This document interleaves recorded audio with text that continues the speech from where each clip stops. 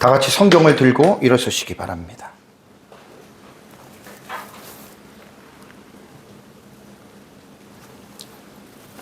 봉독해 드릴 하나님의 말씀은 창세기 29장 21절에서 30절 말씀을 제가 봉독해 드리겠습니다. 이것은 하나님의 말씀입니다. 야곱이 라반에게 이르되 내 기한이 찼으니 내 아내를 내게 주소서. 내가 그에게 들어가겠나이다. 라반이 그곳 사람들을 다 모아 잔치하고 저녁에 그의 딸 레아를 야곱에게 데려가며 야곱이 그에게로 들어가니라. 라반이 또 그의 여종 실바를 그의 딸 레아에게 시녀로 주었더라. 야곱이 아침에 보니 레아라. 라반에게 이르되 외삼촌이 어찌하여 내게 이같이 행하셨나이까? 내가 라헬을 위하여 외삼촌을 섬기지 아니하였나이까? 외삼촌이 나를 속이심은 어찌 됨이니이까? 라반이 이르되 언니보다 아우를 먼저 주는 것은 우리 지방에서 하지 아니하는 바이라. 이를 위하여 7일을 채우라. 우리가 그도 내게 주리니 내가 또 나를 7년 동안 섬길지니라. 야곱이 그대로 하여 그 7일을 채우매 라반이 딸 라헬도 그에게 아내로 주고 라반이 또 그의 여종 빌하를 그의 딸 라헬에게 주어 시녀가 되게 하며 야곱이 또한 라헬에게로 들어갔고 그가 레아보다 라헬을 더 사랑하여 다시 7년 동안 라반을 섬겼더라. 아멘. 네, 앉으시기 바랍니다. 야곱이 하란에 도착하여 외삼촌 라반을 만나서 그의 집에 들어가서 한 달 동안을 거했다라는 말씀을 지난주에 말씀을 제가 드렸습니다. 라반이 야곱에게 자기 가정일을 돌보아 주는 대가로 품삯에 대한 제안을 했죠. 이에 야곱은 뜻밖의 요구를 했습니다. 그것은 외삼촌의 작은 딸 라헬을 나의 아내로 주는 대가로 내가 외삼촌을 7년 동안 일종의 결혼 지참금의 대가입니다. 내가 7년 동안을 섬기겠다라고 말을 했고 라반은 그 야곱의 제안을 흔쾌히 허락하고 이제 야곱은 7년을 봉사를 했는데 성경을 보면은 7년을 며칠같이 여겼더라는 아주 성경에서 가장 아름다운 문학적인 표현이라고 제가 여러분들에게 말씀을 드렸습니다. 그러한 명언을 이제 야곱이 남겼고요. 그렇게 7년을 며칠같이 여겼던 그 비결은 어디에 있었느냐? 라헬을 정말로 야곱은 사랑을 했습니다. 그래서 제가 이 말씀에 대한 적용으로 지난주 오전 예배 때에는 우리 하나님을 섬김에 있어서 또 사람들과의 관계에 있어서 율법이 우리에게 말하고 있는 사랑이거든요. 사랑하는 마음을 가지고 우리가 하나님과의 관계된 모든 계명들을 모든 일들을 섬겨야 우리의 섬김이 하나님이 보시기에 아름다운 섬김이 될 수가 있다는 이야기입니다. 그러니까 사랑이 없이 의무적으로나 아니면 억지로 우리가 신앙생활을 하거나 또 그리고 대인관계에 있어서도 사랑이 빠진 가운데에 우리가 어떤 의무적으로나 억지로 인간관계를 우리가 맺는다면 그것은 본인도 힘들고 또 상대방조차도 그 관계를 통해서 기쁨과 즐거움을 누릴 수가 없다라고 하는 사실입니다. 그래서 제가 지난주에는 이러한 의미로 이제 여러분들에게 말씀을 제가 드렸습니다. 그러니까 사랑이라고 하는 것이 시간을 변환시키는 그 놀라운 마법이 있어요. 어떻게 7년을 며칠같이 그 시간을 압축시킬 수가 있겠습니까? 이게 사랑밖에 없습니다. 그래서 사랑은 하나님의 은사이기 때문에 우리가 이 땅에 살아가면서 하나님에게 사랑의 은사를 많이 구하고 그 사랑이 우리 안에서 계속해서 충만해지는 삶을 살아가시기 바랍니다. 자, 이어지는 본문은 제가 조금 전에 여러분들에게 봉독해 드렸죠. 야곱이 7년의 시간을 마치고 외삼촌 라헬을 이제 기간이 마쳤으니까 아내로 달라라고 아주 정정당당하게 요구를 합니다. 라반은 큰 잔치를 배설하고 이제 첫날 밤을 지내도록 허락을 해줍니다. 그런데 라반이 보면 라헬을 집어 보내야 되는데 레아를 보내죠. 레아를. 자, 그러고 나서 이제 야곱은 그 사실도 모르고 하룻밤을 지냅니다. 아침에 일어나 보니 라헬인 줄 알았던 그 여자가 바로 레아였다. 그래서 야곱은 상당히 당황하는 가운데에 라반에게 따집니다. 그때 라반이 이제 이것은 자기가 살고 있는 지방의 풍습이기 때문에 언니를 동생을 먼저 보낼 수가 없다. 그러면서 이제 나오는 말이 아주 좀 상상을 초월하죠. 그럼 7일을 네가 레아랑 결혼의 관계를 맺고 곧바로 내가 라헬도 아내를 주겠다. 그 자기 두 딸이라는 말이에요. 그래서 이제 야곱은 그 말에 오케이 하고 그러고 나서 이제 다시 7년을 섬긴다는 말입니다. 자, 창세기 29장의 구조에 대해서 말씀을 드리면 야곱이 하란에 도착하는 게 1절에서 14절 나오죠. 그 다음에 품삯을 계약하는 것이 15절에서 20절. 그 다음에 야곱이 라반의 딸 레아와 결혼하는 것이 21절과 27절에 대한 30절이거든요. 요거 제가 이번 시간에 설교하고 다음에 이제 오후 예배 시간에는 레아의 아들들이 출생을 하는데 31절에서 35절에 4명이 출생을 합니다.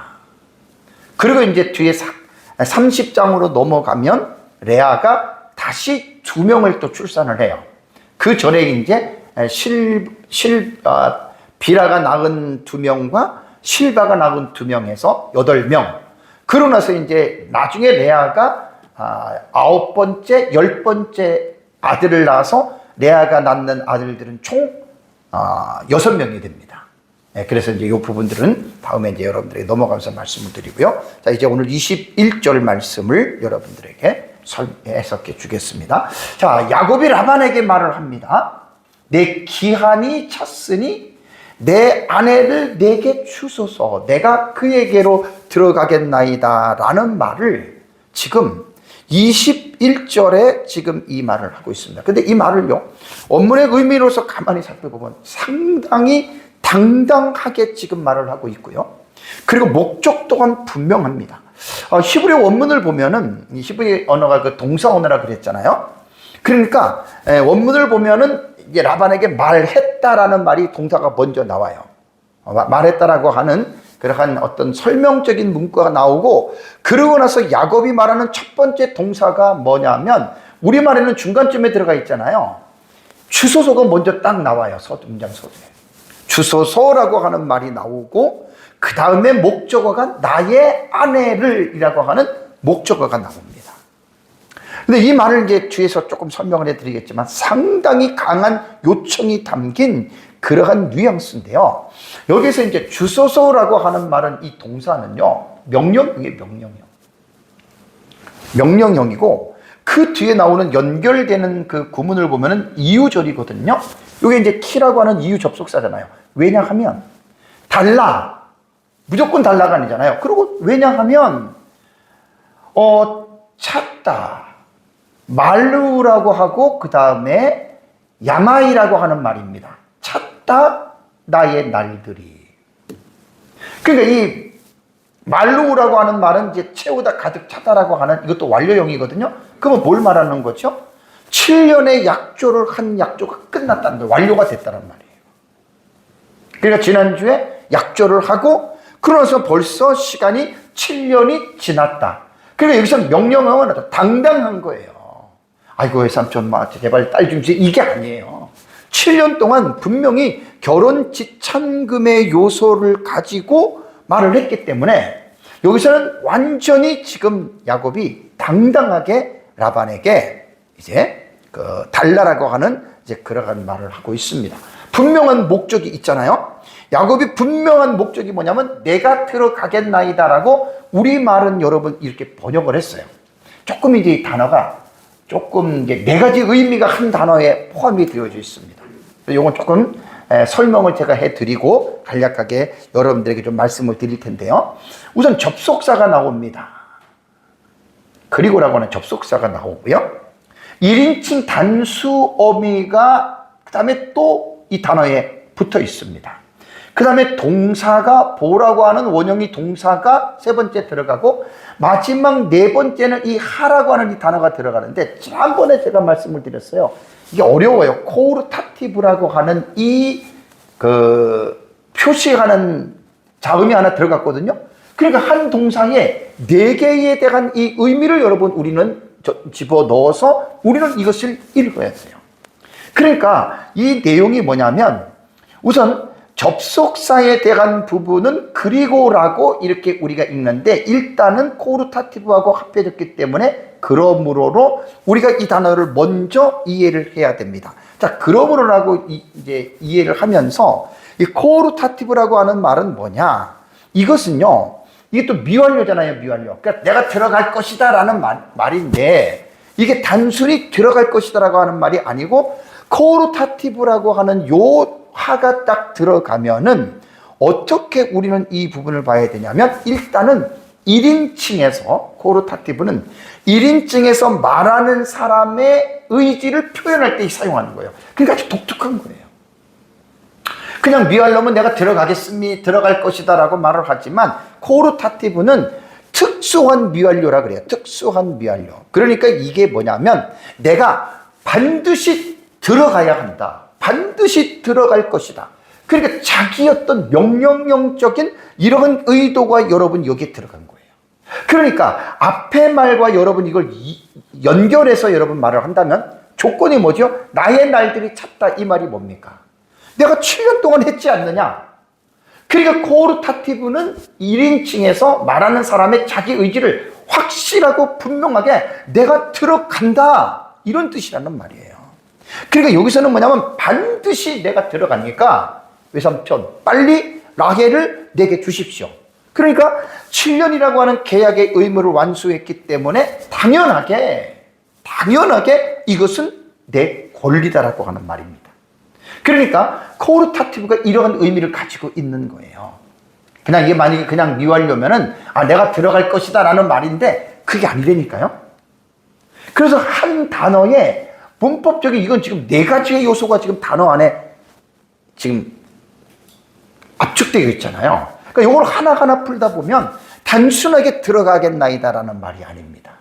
그래서 종교개혁자 칼빈은 이 부분을 어떻게 해석을 했냐면 야곱의 당당함을 아주 높게 평가합니다. 그러니까 우리말로 읽을 때에는 그냥 당당함을 못 느끼잖아요. 그죠? 그러니까 여기서는 어쨌든 코르타티브라고 하는 이게 문법에서 줄 수 있는 특징이에요. 요 특징을 집어넣어서 이것을 읽으면 그러므로 앞에 채웠으니까 외삼촌 내게 반드시 당연하게 주셔야죠. 내 아내니까 내가 아내랑 내가 첫날 밤을 지내겠습니다. 이런 표현이라는 말입니다. 그러니까 자신이 7년 동안 라헬을 위해서 수행했던 노동의 정당성을 근거를 가지고 확실하게, 대담하게, 담대하게 여러분 이렇게 지금 삼촌에게 요구하고 있다라고 하는 요 의미를 여러분들이 잘 이해를 해야 됩니다. 자, 그러고 나서 이제 22절을 보면 라반이 그곳 사람들을 다 모아 뭐 합니까? 잔치하죠. 자, 이제 야곱이 약속대로 이제 7년을 마쳤어요. 이제 딸을 줘야 됩니다. 자, 잔치를 합니다. 근데 여기에 보면은 그곳 사람들을 다 모아서 잔치한다라고 하는 말은 겉으로 보기에는 당연한 여러분 이 과정이잖아요. 그렇죠? 딸을 시집을 보내는데 그냥 보내는 게 아니라 사람들을 불러 모아가지고 우리 딸이 이제 우리 조카한테 시집을 보냅니다라고 하는 것들을 보여줘야 되잖아요. 그런데 평범한 연애인 것 같지만 그 뒤에 문맥을 여러분 우리가 생각을 해보면 여기에는 그런 의도도 있지만 라반의 또 다른 의도가 여러분 있습니다. 뭐죠? 라헬을 주지 않고 레아를 집어넣잖아요. 장막에. 그러니까 이 행동은 앞으로 곧 일어날 라반의 계략을 실천하는 어떤 속임수, 그 속임치를 가리는 장막이 지금 여기 깔려 있다는 거예요. 그래서 제 설교 제목이 라반의 계략으로 이루어진 야곱의 두 번의 결혼. 그러면서 그 결혼에 나타난 하나님의 섭리가 뭐냐? 이렇게 제가 설교 제목을 여러분들에게 잡은 겁니다. 그러고 나서 이제 23절을 보면은 이제 잔치를 벌이고 저녁이 됐어요. 그런데 보세요. 그의 딸 레아가 나옵니다. 레아를 야곱에게로 데려갔다. 그러고 나서 야곱이 그에게로 들어갔다. 이렇게 지금 말씀을 표현을 하고 있습니다. 여기 보면 저녁이라고 하는 그 히브리어 단어에 바예레브라고 하는 여러분 이 단어는요. 원래 예레브라고 하는 단어가 저녁이거든요. 이 저녁의 뜻은 뭐냐면 해가 진다, 일몰이라는 뜻으로서 어두워지는 시점을 가르치는 거예요. 뭐 동절기와 하절기에 따라서 그 시간은 다르지만 이때 야곱이 지금 그 첫날 밤을 치르는 이때에는 뭐냐면 완전히 이제 단순하게 어떤 그 시간에 보다도 해가 완전히 졌다는 거예요. 이제 컴컴했다라는 말입니다. 자, 그러한 시간을 나타내는데 사실 여기서 이제 뒤에 곧바로 라반이 하는 행동을 볼 때는 라반이 기만적인 일을 실행하기에 아주 좋은 때입니다. 왜냐하면 대낮같이 화날 때 같으면 장막에 레아를 집어넣을 수가 없잖아요. 그러니까 껌껌하니까 다른 사람들 못 보니까 라반이 조용히 레아를 불러가지고 또 장막에 먼저 들어가 있어. 그러니까 여기서 저녁이라고 하는 말은 상징적인 의미로 이런 의미를 주고 있다라고 하는 말입니다. 그래서 라반은 저녁이 되니까 이때다 싶어서 라헬이 아닌 언니 레아를 데리고 장막에 집어넣은 거예요. 그리고 야곱에게 들어가라 이렇게 말합니다. 참 여러분 어떻게 생각하십니까? 사전에 야곱에게 의논한 적이 없어요. 야곱에게 알린 적이 없어요. 야곱은 그냥 라헬인 줄 알고 그 첫날 밤을 치른 거예요. 사실 야곱이 라반에게 속임을 당한 거죠. 그래서 뒤에 왜 속였느냐라고 이렇게 말을 합니다. 사실 이 일은요, 라반이 즉흥적으로 행한 게 아닙니다. 야곱이 자기 집에 왔고 7년 동안 일하면서 라반은 여러 가지를 아버지 입장에서 생각을 했습니다. 두 딸이 있는데 레아와 라헬이 있는데 이 두 딸을 다 야곱에게 줘야 되겠다. 이거는 아버지로서의 라반의 그 생각 속에 가지고 있었던 계획입니다. 당연히 라반이 두 딸에게는 얘기를 했겠죠. 라헬에게도 얘기를 하고 레아에게도 얘기를 하고 너네는 그냥 둘이 야곱이랑 살아. 이렇게 얘기를 했고 아마 그것이 그 가정 내에서는 아마 합의가 이루어진 줄로 여러분 봅니다. 근데 이제 문제가 뭐냐면 야곱에게는 전혀 말도 안 하고 했다는 거, 이게 여러분 문제가 되고요. 그 다음에 이제 24절을 보면은 라반이 또 어떤 행동을 또 하는데 그의 여종이 있어요. 라반의 여종이 실바인데 아예 실바를 레아에게 전문적인 시녀로 딱 붙여줍니다. 시녀로 주었더라라고 하는 말이 나오죠. 그런데 여러분 실바는 라반이 레아에게 준 여종인데 이 실바라고 하는 여러분 이 여종은 하나님 나라를 앞으로 하나님의 나라가 전진되는 과정 속에서 아주 어떻게 보면 여종이지만 상당히 중요한 위치에 이 실바는 앉게 되죠. 왜 그렇죠? 그 이제 다음 주쯤에 제가 이제 설교를 그 다음 주에 이제 좀 설교를 할 텐데 레아가 자기의 여종을 자기 남편에게 아이를 낳아달라고 보냅니다. 참 여러분 이게 인간적으로 볼 때는 참 아이러니한 거죠. 그러면서 이제 보내는데 그래서 실바가 야곱의 7번째 아들을 낳는데 그게 다시고요. 8번째 아들이 아셀입니다. 5예배 때 제가 설교할 때 레아가 4명의 아들을 스트레이트로 낳습니다. 르벤, 시므온, 레위, 유다. 그러고 나서 이제 그 다음 주 여러분들한테 이제 설교 본문에 라헬이 결혼을 하고 자기가 언니는 4명의 아들을 낳는 것을 보고 자기는 아들을 못 낳아요. 그러니까 자기 여종도 비란을 주거든요. 비란을 통해서 자식을 낳아 그래가지고 5번째, 6번째 자식을 낳습니다. 그 사실을 보고 또 레아가 시기가 나가지고 그래서 이제 이 자기의 여종인 실바를 보내서 7번째 갓, 8번째 아셀을 낳게 되는 거예요. 그러고 나서 이제 레아가 9번째, 10번째 자식을 낳고 11번째, 12번째 자식은 라헬이 뒤늦게 여러분 이제 그 자식을 낳게 되죠. 근데 여기서 이제 한 가지 여러분들에게 말씀드리고 싶은 건 뭐냐면 아브라함 때에는 사라의 여종 하갈이 이스마엘을 낳잖아요. 근데 그 이스마엘을 낳을 때에는 분명하게 종의 자녀이기 때문에 하나님이 내어 쫓으라고 했잖아요. 그래서 하갈과 이스마엘을 내쫓았잖아요.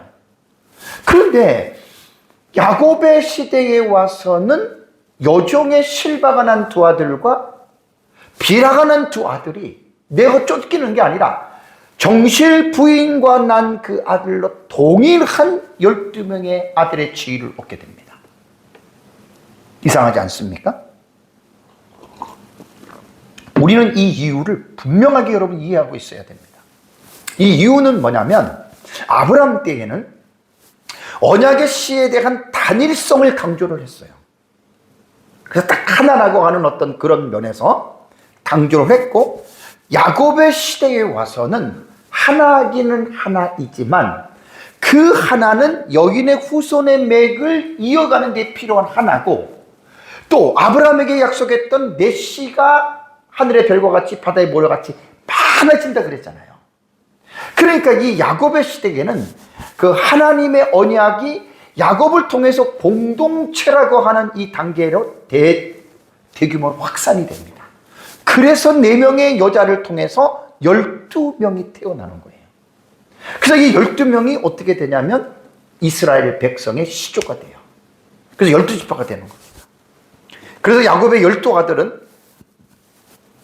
신약 시대에 유대인이나 켈라인이나 종이나 자유인이나 구분하지 아니하고 그리스도 안에서 우리 모두가 다 하나가 된다.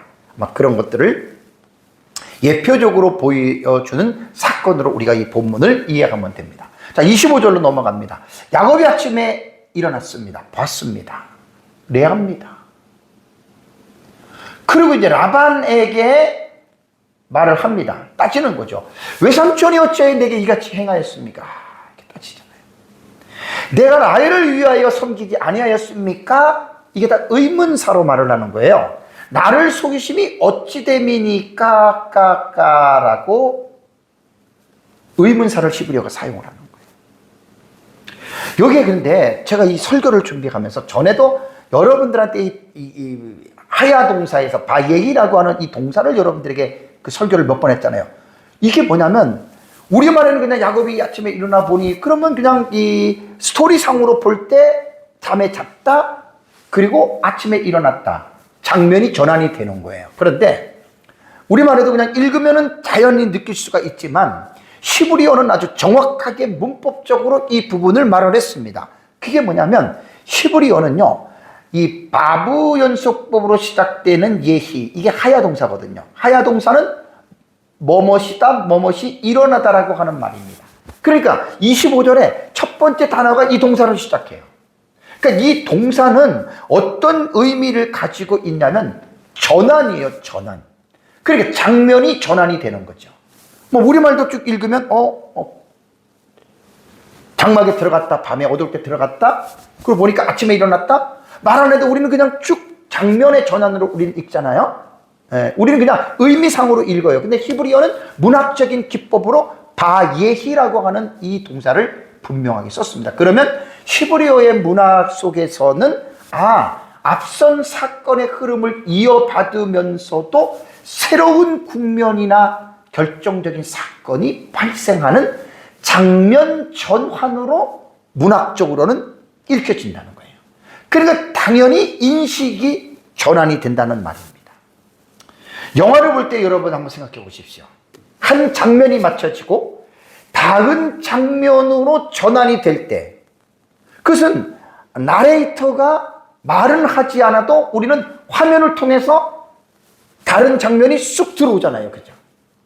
그런 의미죠. 그래서 영화나 연극에서 각본과 문학에서는 이 대본이라는 게 있어요. 대본. 우리가 성경이 어떻게 보면 대본이잖아요. 사건의 대본이잖아요. 그 대본에서는 비트라고 부른다 그러더라고요. 비트.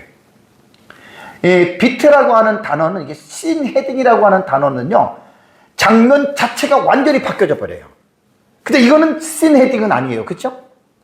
장막에서 밤에 들어가 잤고 아침에 장막에서 일어났잖아요. 그러니까 이거는 씬 헤딩으로 볼 수가 없고 그냥 비트. 그러니까 비트는 뭐냐면 한 장면 안에서 흐름이나 분위기가 그냥 자연스럽게 바뀌어진다.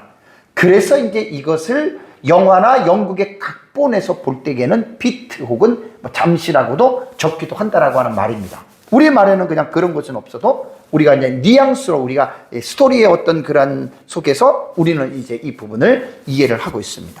그러니까 바예이라고 하는 단어가 이런 의미를 주고 있다는 거예요. 그래서 문학적으로 문법적으로 볼 때 이게 이제 장면이 바꿔지네. 여기서부터는 달라지네. 바예이라고 하는 한 단어 속에서 우리는 이러한 것들을 우리는 깨달을 수가 있다라는 말입니다.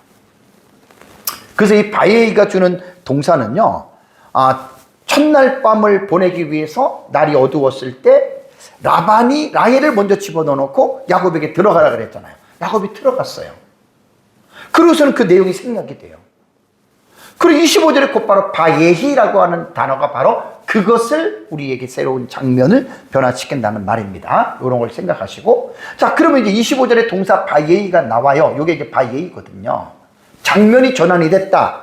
그리고 나오는 단어가 히브리어에 보면은 뭐냐면 이게 보케르라고 하는 단어가 나오거든요. 이게 아침이에요. 자, 그대로 직역하면 되었다, 아침이다. 그 다음에 왜 힘내라고 하는 말은 뭐냐면 보라라고 하는 단어입니다. 보라. 그 다음에 나오는 단어가 뭐냐면 이제 히라고 하는 여러분 이 단어가 3인칭 여성 단수거든요. 그 다음에 레아가 나오는 거예요. 그러니까 히브리어로 직역하면 뭐냐면 아침이 되었다, 보라, 그녀가 레아라. 이렇게 직역이 되는 거예요. 우리 말에는 그냥 뭐라고 얘기를 했습니까? 우리 말에는 보면은 지금, 아침에 보니, 야곱이 아침에 보니, 레아라, 이렇게 자연스럽게 번역을 했고, 직역을 하면 이렇게 된다는 말입니다. 아침이 되었다. 보라, 그녀가 레아라. 여기에서 말하는 여러분, 이 아침이라고 하는 이 보케르라고 하는 단어 있잖아요.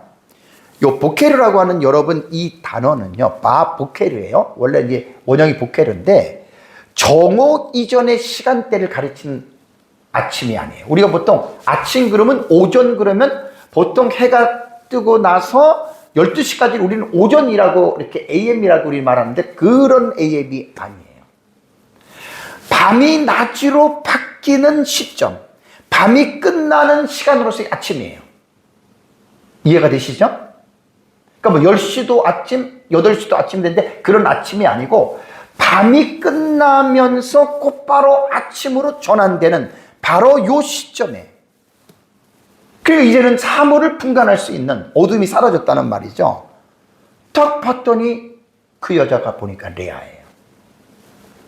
얼마나 여러분이 야곱이 놀랬겠습니까? 아니 얼마나 당황했겠습니까? 라반은 이것을 시치미를 뚝 떼고 있었던 거예요.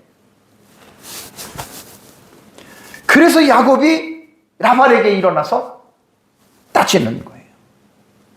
세 가지를 따집니다.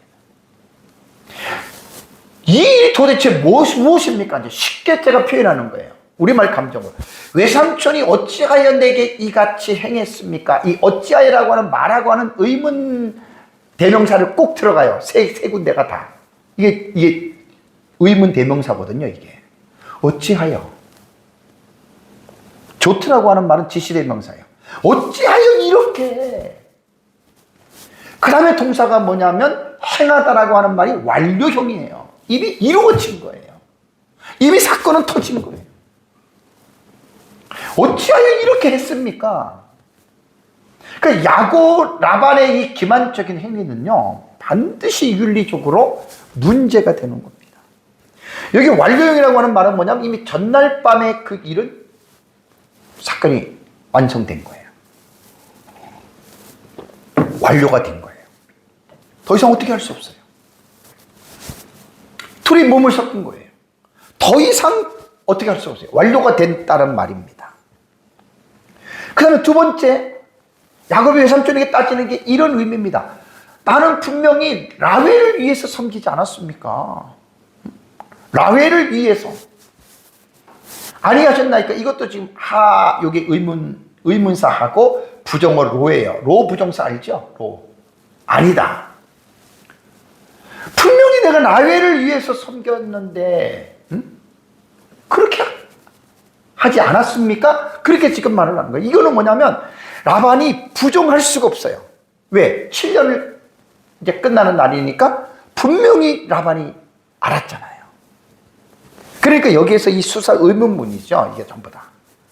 긍정의 대답을 요구하는 이 형식으로 야곱이 말을 했고, 상대방도 부정할 수 없는 말로 야곱이 지금 쉽게 말하면 빠져나갈 수 없는 정도로 정확하게 지금 말을 한 거예요.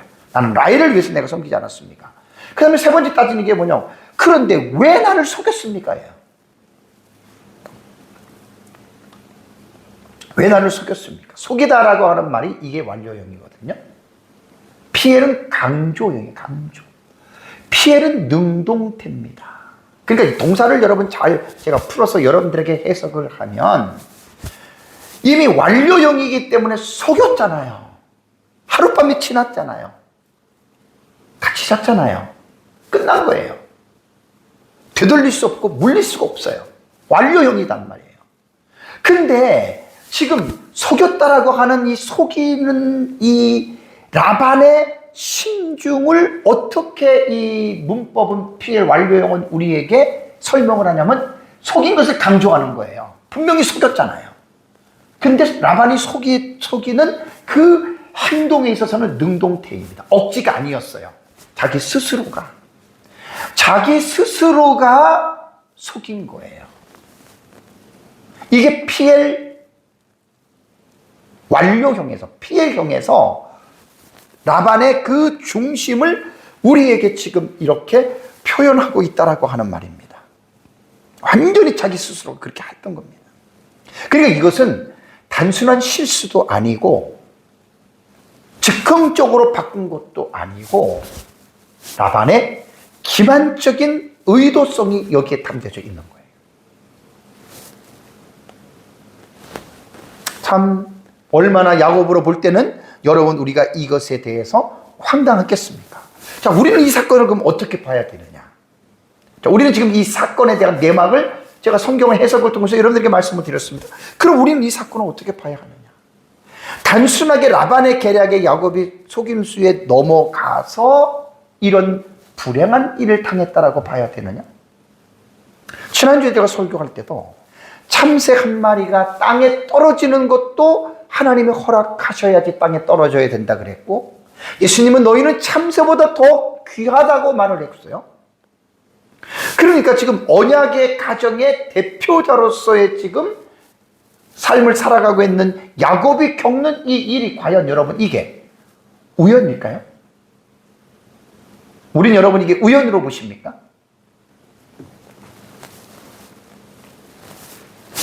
우연이 아닙니다. 그래서 제가 야곱에 대해서 제가 그 26장 7장에 대한 여러분한테 설교할 때 신학적인 용어들을 제가 몇 가지를 중요한 걸 말씀을 드렸어요. 하나님의 예정, 그 다음에 작정, 허용적 섭리. 그러니까 이러한 우리는 성경을 읽을 때 이러한 신학적인 여러분의 의미들을 가지고 읽어야 돼요. 그래야지 지금 이런 사건을 볼 때 뭐 우연이네, 뭐 억울하네, 뭐 이거 어떻게 됐네, 우리가 그런 말을 못 하는 거예요. 자, 이게 뭐냐면 우리는 지금 여기에서 보면은 이게 우연이나 단순한 일로 보아서는 안 돼요. 이게 하나님의 작정적인 섭리가 반드시 들어갔고요. 여기서 또 하나 우리가 이렇게 볼 수 있는 것은 칼빈이 그런 말을 했더라고요. 심은 대로 거두는 법칙이다. 뭘 심었어요, 야곱이? 가나안에서 아버지를 속였잖아요. 그죠? 아버지를 속여서 형이 받아야 할 장자의 축복을 가로챘잖아요. 물론 일은 과거에 끝난 사실이에요. 근데 야곱의 삶 속에서 지금 겉으로 나타나는 이 행위로 볼 때에는 라반에게 속은 거예요. 자기가 아버지를 속은 것 같이 속은 거예요. 여기서 우리가 하나의 행동으로 볼 때는, 이건 겉으로 보는 행동으로 볼 때는 하나님의 공의가 보응을 한 거예요. 그래서 야곱이 그 속임을 당했던 이 황당한 이 사건을 통해서 자기가 가나안에 있을 때, 아버지를 속였을 때, 아버지가 그 속임을 당할 때 느꼈던 황당함을, 대부분 보면 우리가 경험을 통해서 그 부분이 확실하게 우리에게 사실 각인이 돼요. 아마 이러한 하나님의 공의로운 복음이 나타났다, 가시화되는 순간으로 이렇게 학자들은 해석들을 합니다. 근데 저는 여기에서 단순히 나타나는 어떤 그 보응이라는 차원에서 이것도 봐야 돼요. 봐야 되는데, 제가 지금 설교하는 주제가 뭐죠? 창세기를 지금 끌고 가는 핵심적인 주제가 뭡니까? 하나님 나라예요. 하나님 나라의 사상과 관점으로 볼 때, 여기에서 아까 바예히라고 하는 장면이 전환이 돼서 이런 일이 지금 일어났잖아요. 이것은 라반의 계략으로 일어난 이 사건을 하나님의 작정을 이루는 놀라운 섭리적인 사건으로 우리는 이걸 해석할 수 있어야 돼요. 그러니까 야곱은 거짓말을 시켜서 에서의 복장을 하고 거짓말로 아버지의 축복을 받았는데, 하나님의 작정 속에는 그 야곱이 받아야 되잖아요. 그런데 하나님이 그 일을 시킨 것이 아니에요. 야곱이 가지고 있는 죄악된 그 죄성에서 엄마 리브가 막 거짓말을 시켰단 말이에요. 그럼에도 불구하고 하나님의 작정은 어떻게 해요? 그것을 통해서 지금 이루어가잖아요. 여기도 마찬가지예요. 라반의 거짓말을 통해서 레아를 첫 번째 아내로 받아들이지만, 하나님의 작정 속에는 어떤 계획이 있죠? 야곱의 12명의 아들을 낳는 이스라엘의 민족의 시조가 되는 데에 이것이 지금 사용이 되고 있지 않습니까? 특별히 넷째 아들이 누굽니까? 유다잖아요. 유다를 통해서 여기인의 후손의 이 맥이 이어지는 거예요. 야곱은 인간적으로는 레아를 선택하고 싶지 않았죠. 그죠? 야곱은 라헬을 원했단 말이에요. 그런데 라헬이 난 아들은 12명 중에 2명밖에 안 돼요. 요셉과 베냐민이에요. 그래서 우리는 성경을 읽을 때 문맥적으로 성경을 제가 읽어야 된다는 말을 되게 많이 강조하잖아요. 본문의 내용을, 지금 이 사건을 우리가 정말 깊이 있게 이해를 하려면 전문맥과 후문맥 전체를 우리는 관찰을 해야 됩니다. 그리고 여기서 이제 그 레아가 야곱이 원했던 자매가 아니었어요. 만약에 그냥 라헬만 줬으면 야곱은 라헬 하나로 만족했을 겁니다. 왜냐하면 레아에게는 별 관심이 없었기 때문에.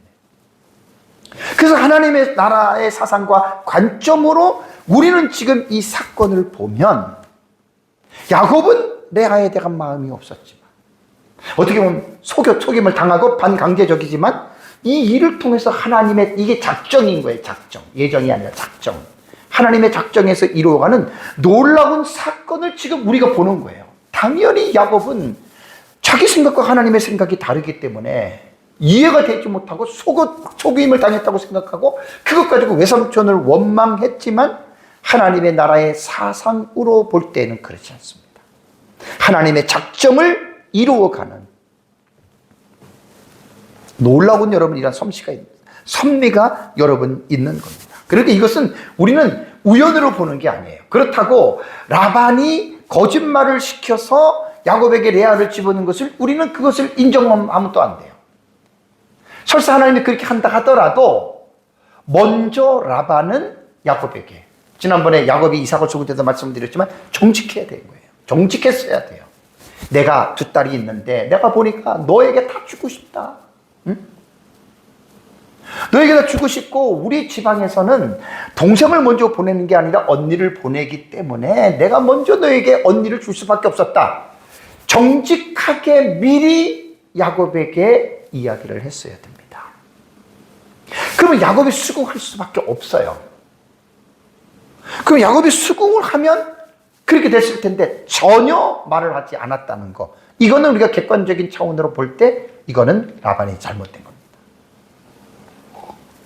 그래서 이것은 하나님의 섭리적인 서사로 우리가 이 본문을 여러분 우리가 읽어야 되고, 여기서 이제 하나님의 절대 주권적인 역사들이 섭리가 나타나는 것을 보게 됩니다. 자, 그러고 나서 이제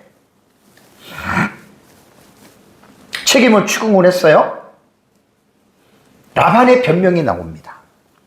26절, 27절, 26절을 보면 라반이 말을 합니다.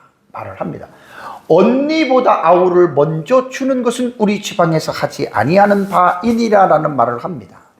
본문에서는 두 가지로 나타납니다. 첫째, 라반이 살고 있는 하란 지역의 풍습은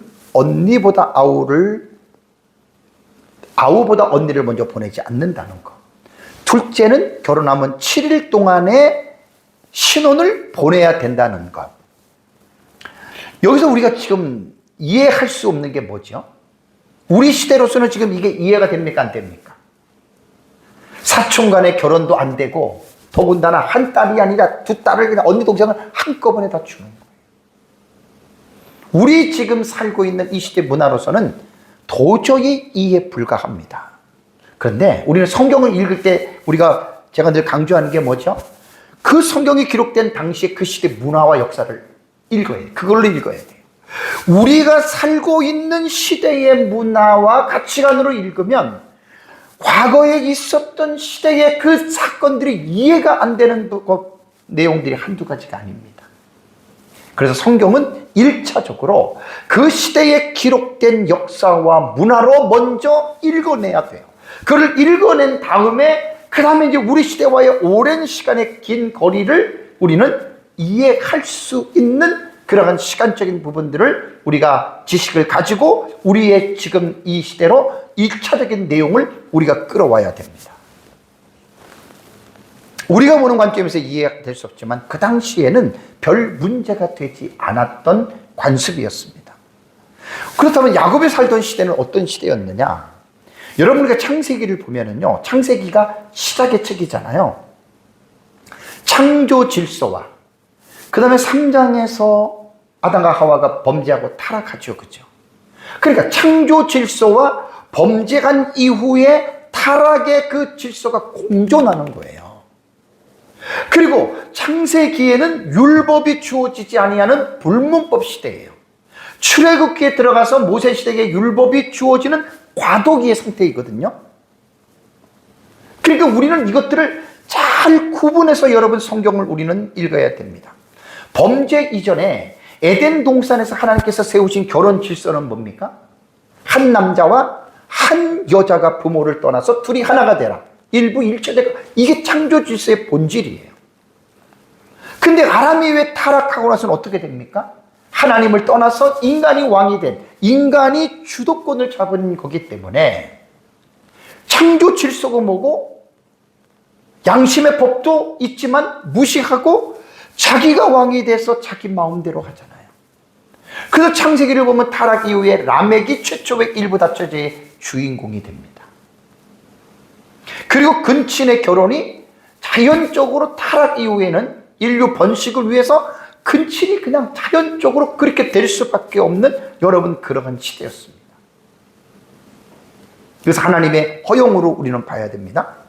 그러면서 이제 하나님을 떠난 인간의 죄성이 자기 멋대로 하다가 하나님이 이제 야곱의 12 아들들 지파를 통해서 애굽으로 보내서 한 430년 지나게 하고 출애굽을 시키잖아요.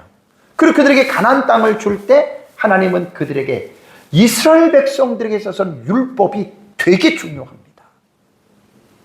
제가 이제 창세기를 끝나고 출애굽기로 내가 하나님 나라 시리즈가 들어가면 이건 정말 여러분 너무 중요합니다.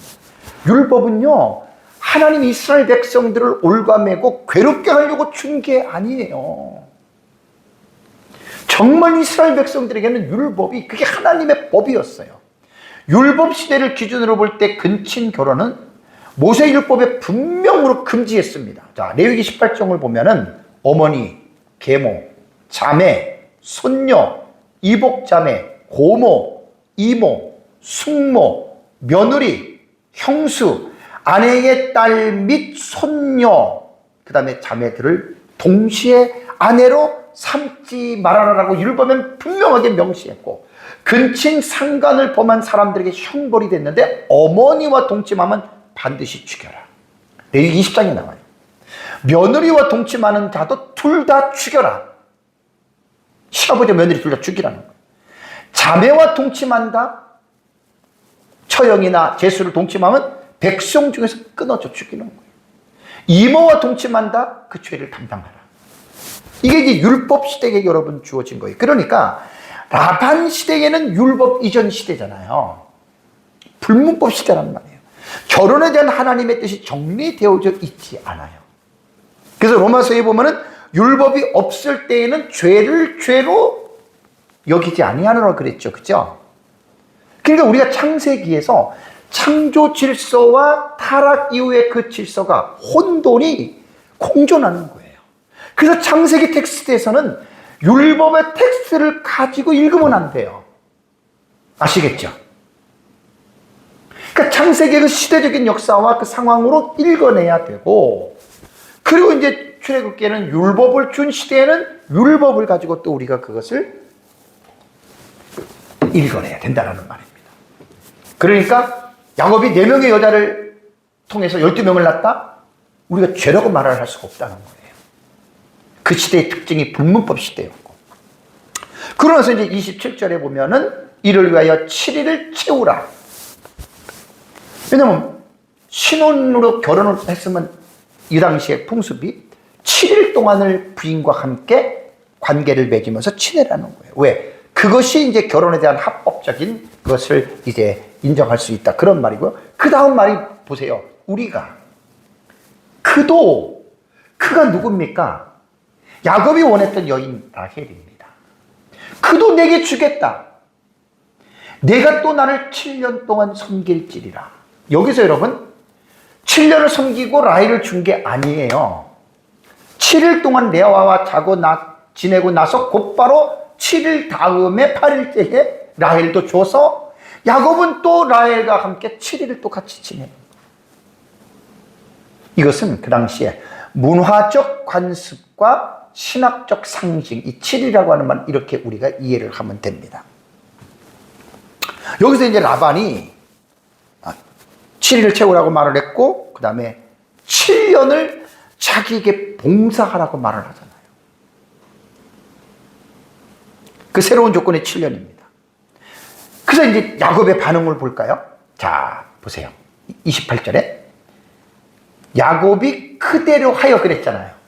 그러니까 7일 동안 레아와 함께 지내고 그 7일을 채웠어요. 라반이 딸 라헬도 어떻게? 그에게 아내로 준 거예요. 곧바로. 참 우리 시대의 상황으로 읽으면 안 된다 그랬습니다. 졸지의 야곱은 어떻게 됐습니까?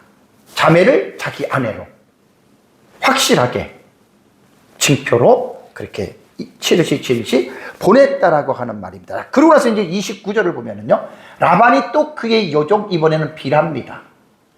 실바와 비라가 원래 라반의 종인데 딸을 시집을 보내면서 라헬에게 아예 전문적으로 비라를 주고 너는 라헬을 섬겨라라고 이렇게 줍니다. 자, 비라도 시녀예요. 시녀. 비라도 비록 시녀이지만 하나님의 나라를 이루어가는데 아주 중요한 위치에 딱 차지합니다. 앞에 실바처럼. 야곱의 5번째 아들 단과 6번째 아들 납달리를 낳습니다. 그러니까 정실 부인인 레아와 라헬이 낳은 6명과 2명의 아들들과 똑같아요. 똑같은 위치로서 이스라엘의 12지파의 조상이 되어진다라고 하는 말입니다. 그러고 나서 이제 28절로 넘어가면 야곱이 또한 라헬에게로 들어갔어요. 아까 이제 그 전체적인 융합만 말했고, 그러면서 이제 그 다음 말을 보십시오. 그가 레아보다 라헬을 더 사랑했다. 그러니까 야곱은 사실 언니 레아와 라헬 중에서 라헬을 사랑했던 거예요. 근데 어쩔 수 없는 상황에서 둘을 아내로 취했지만 그래도 라헬을 더 사랑했다. 다시 7년 동안 라반에게 섬겼다.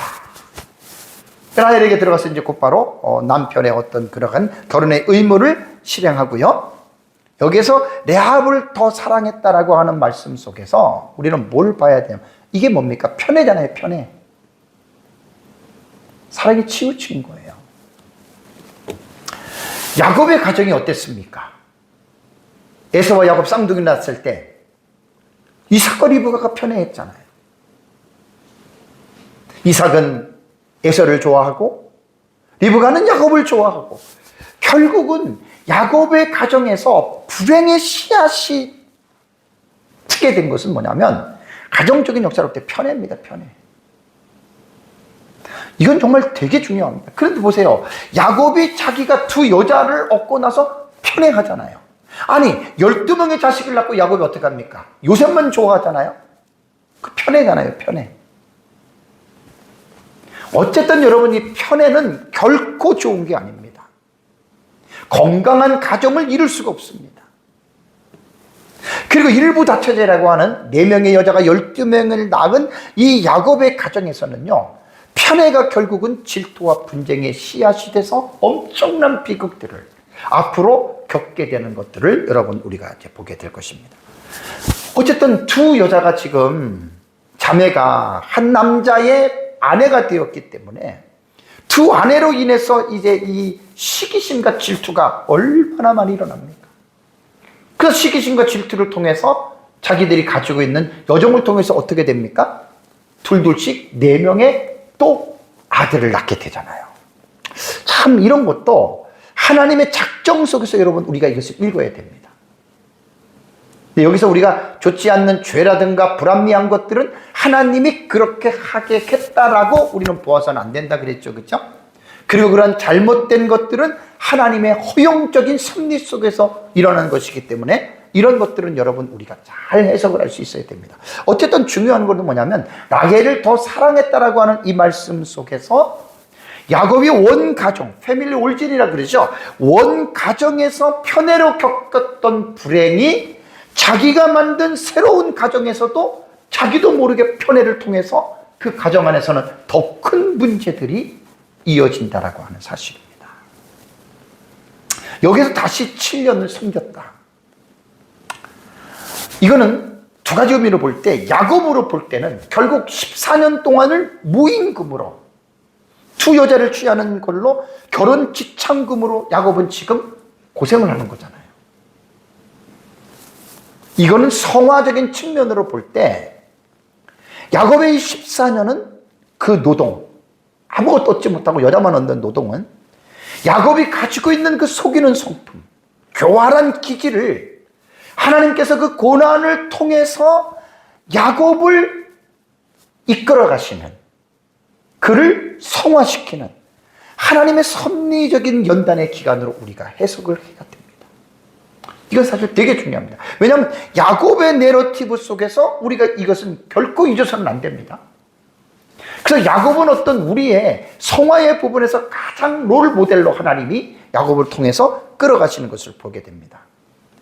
우리 신앙의 사실 목표와 목적이 뭐죠? 예수 믿고 잘 먹고 잘 살고 부자 되고 성공하면 예수 믿는 목적일까요? 아닙니다.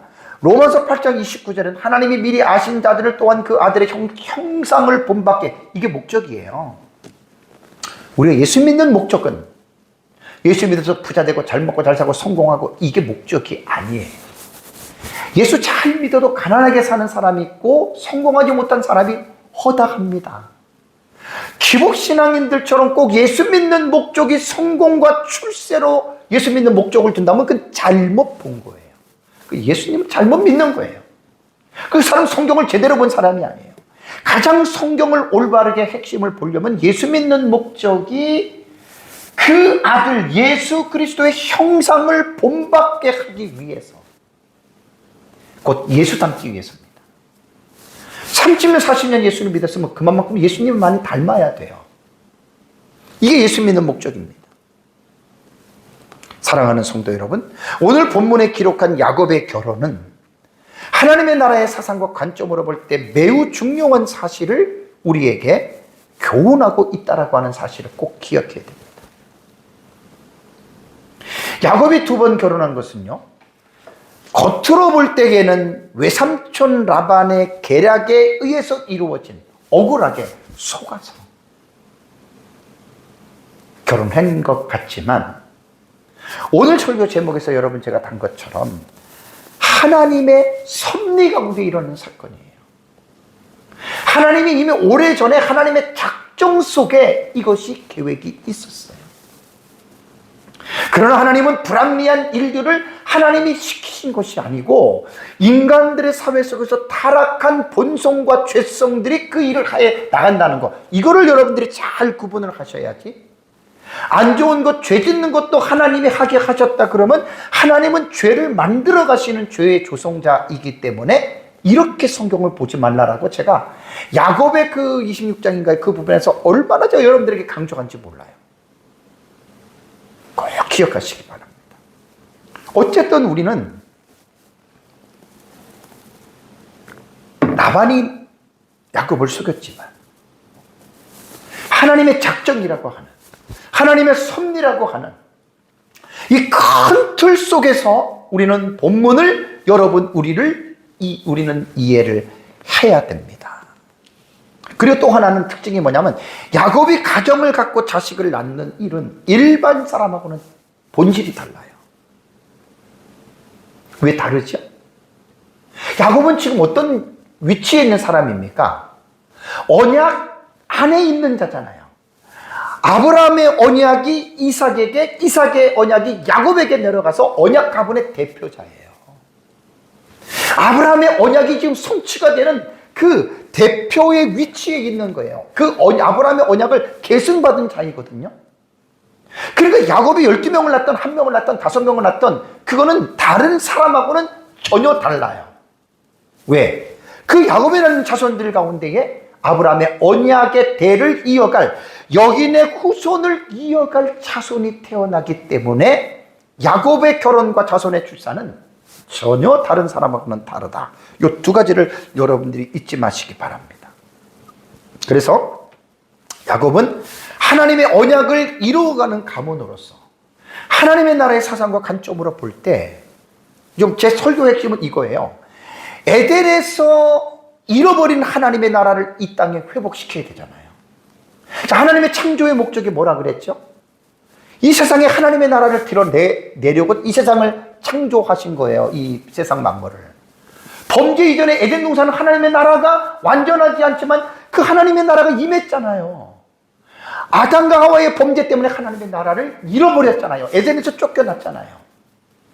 그러면서 창세기 3장 15절에 여인의 후손은 잃어버린 하나님의 나라를 다시 찾아서 이 땅에 회복시키는 거예요. 그것이 여인의 후손인 예수 그리스도를 통해서 신약시대에 어떻게 됩니까? 많은 사람들이 예수 믿고 죽으면 천국 간다 이것만 알고 있죠. 참 안타깝습니다. 신약 성경에 진정한 우리 예수 그리스도 하나님의 나라의 사상으로 우리가 예수님을 볼 때 뭘 잊어버리면 안 되냐면 예수 그리스도를 믿는 자들에게는 그 순간 이 땅에서 어떻게 해요? 하나님의 나라가 그 사람 속에 임한다. 이게 하나님 나라의 현재성이에요. 이게 하나님 나라 사상에서 이거를 여러분들이 잊어버리면 안 돼요. 많은 사람들이 예수 믿으면 죽으면 천국 간다, 천국 간다. 안타까워요. 정말 너무 제 마음속엔 안타까워요. 그래서 여인의 후손이신 예수 그리스도가 와서 물론 우리를 죄 용서해서 죄를 용서해 주시고 하나님 나라에 들어가게 한다. 맞지만 그 하나님의 나라는 미래에 들어가는 하나님의 나라만 말하는 게 아니잖아요. 예수님이 바리새인들의 질문 속에서 하나님의 나라가 여기 있다 저기 있다 말하지 말아라. 하나님의 나라는 이미 너희 안에 임해 있다 그랬잖아요. 오늘 교회를 다니는 성도들이 현재의 예수를 믿는 데 속에 하나님의 나라가 임했다는 현재성을 모르는 사람들이 너무 많아요. 왜? 성경을 그렇게 못 배웠거든요. 이건 설교자들의 1차적인 책임입니다. 왜 맨날 죽어서 들어가는 하나님의 나라, 미래의 하나님의 나라만 강조합니까? 예수는 믿는 순간에 하나님의 나라가 내 안에 현재 임한다라는 사실을 왜 안 가르칩니까?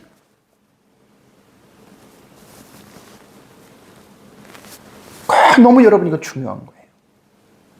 그래서 야곱의 결혼은 단순한 결혼이 아니고 이런 것들을 통해서 아까 말씀드린 대로 4번째 아들 속에서 유다가 태어나잖아요.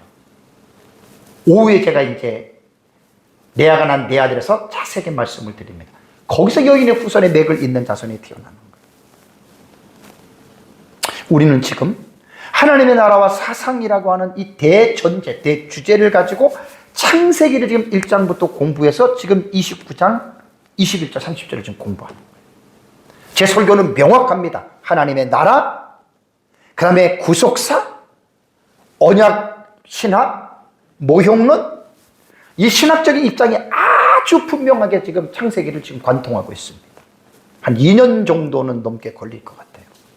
말씀을 잘 배워서 우리가 오늘도 단순히 그냥 라반의 계략으로 겉으로만 보지 마시고 하나님의 섭리 속에서 여러분들이 이 본문을 잘 읽고 우리들의 삶 속에서 하나님의 섭리가 우리를 통해서 나타나는 것들도 우리가 잘 그때그때 깨달아야 돼요. 그래서 하나님 앞에 감사하며 영광 돌리는 삶을 살아가시기를 주님의 이름으로 축복합니다. 우리 이 시간 다음에